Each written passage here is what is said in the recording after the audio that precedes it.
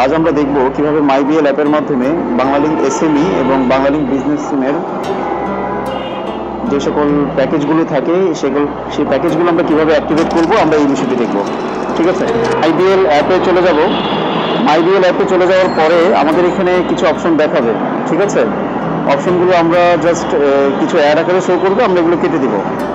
কেটে দেওয়ার পরে এখানে আমাদের একটা অপশন আছে রেগুলার অ্যাপের মতোই বান্ডেল অপশন। ঠিক আছে, করার পরে আমরা যে অপশনগুলো দেখতে পারবো, যে অফারগুলো দেখতে পারবো, এগুলো সব সিমেই থাকে, সচরাচর সবগুলো সিমেই অ্যাভেলেবেল থাকে। তবে আমরা যদি আমাদের মাইবিএল থেকে আমাদের এসএমই এবং কর্পোরেট সিমের অফারগুলো দেখতে চাই, তাহলে আমরা এই অপশনগুলোতে ক্লিক করবো। ঠিক আছে, এখান থেকে হেভি অপশন যেটা দেখা যাচ্ছে একদম লাস্টে, এটা কিন্তু রেগুলার সিমে থাকে না, এটা আমাদের এসএমইতে থাকে। হেভিতে ক্লিক করবো। হেভি অপশনে ক্লিক করার পরে আমরা দেখতে পাচ্ছি এখানে আমাদের সকল এসএমই অফারগুলো শো করছে। অবশ্যই পাশে মেনশন করা আছে এসএমই ওয়ানলি। ঠিক আছে, এগুলো কিন্তু রেগুলার কোনো বাংলালিংক সিমে শো করবে না এবং অ্যাক্টিভেট করতে পারবে না। আমরা এখান থেকে খুব সিম্পলি ক্লিক করার মাধ্যমে অ্যাক্টিভেট করে নিতে পারবো।